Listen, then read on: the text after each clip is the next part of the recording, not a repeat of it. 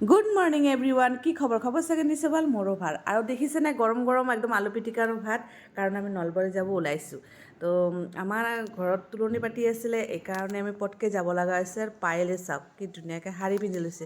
কৈছে মা মই যেতিয়া যাম তো ধুনীয়াকৈ শাৰী পিন্ধিলোঁ, আৰু মোক কেনেকুৱা লাগিছে কমেণ্ট বক্সত জনাব, কাৰণ চব শাৰী পিন্ধি লৈছোঁ। আৰু যিটো দেখিছেনে কিমান বদমাছ কৰি আছে, আগে পিছেদি খালি ট্ৰলি বেগটো লৈ ঘূৰি আছে।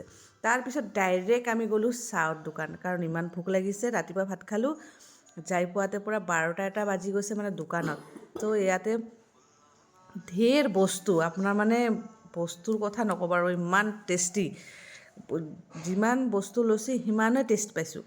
তাৰপিছতে ইয়াতে মিঠাই দৈ কিবা কিবি যি পাৰিছোঁ তাকেই লৈছোঁ। তাৰপিছত ৰাস্তাত আহোঁতে মই এটা দৈ লৈ আহিছোঁ, ইমান টেষ্টি লাগিছে। মই খাই আহিছোঁ। পায়েলে কৈছোঁ তুমি মিছ কৰিছা পায়েল, খা এইটো। পায়েলে কৈছে মই নাখাওঁ।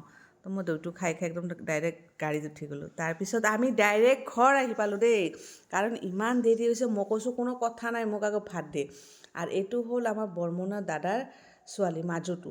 কৈছে খুৰীমা আহিবই নালাগিছিল, ইমান দেৰিকৈ কিয় আহিছা তুমি?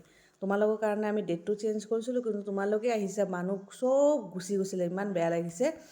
উপায় নাই, যিটো স্কুল আছিলে, বৰ্মনৰ অফিচ আছিলে, এইকাৰণে আহিব লগা হৈছে। আৰু এইফালে চাওকচোন আমাৰ চব ঘৰৰ মানুহবিলাক বৰ্মনৰ কথাটো কৈলে আপোনাৰ ঘৰত আহিলে পাগল হৈ যায়। যেনেকৈ মই লামডিং গ'লে পাগল হয়, এনেকৈ বৰ্মনো, মানে দুটাৰ কথা কৈ লাভে নাই।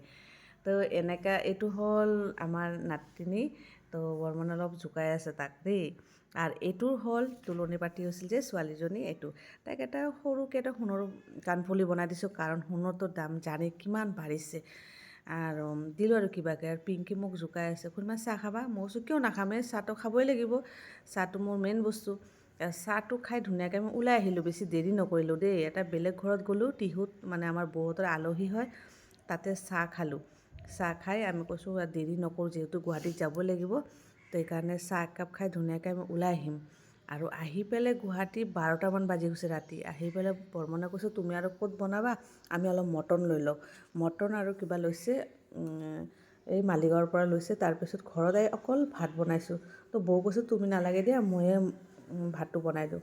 তো বৌ দৌৰা দৌৰিকৈ সৰু আলু মই লৈ আহিছিলোঁ টিহুৰ পৰা, ইমান ধুনীয়া আলুকেইটা, গুৱাহাটীত যে ধুনীয়া। মানে আমাৰ গুৱাহাটীৰ সৰু আলুবিলাক বহুত লেতেৰা থাকে, তো তাৰ গাঁৱৰ আলুবিলাক সৰু সৰু আলু খাই বহুত ভাল লাগে। পায়েলে কৈছে মা কথা নাই আৰু সোনকালে ভাতটো দিয়া আমাক, কাৰণ বহুত দেৰি হৈ গৈছে, 12টাৰ ওপৰত বাজে।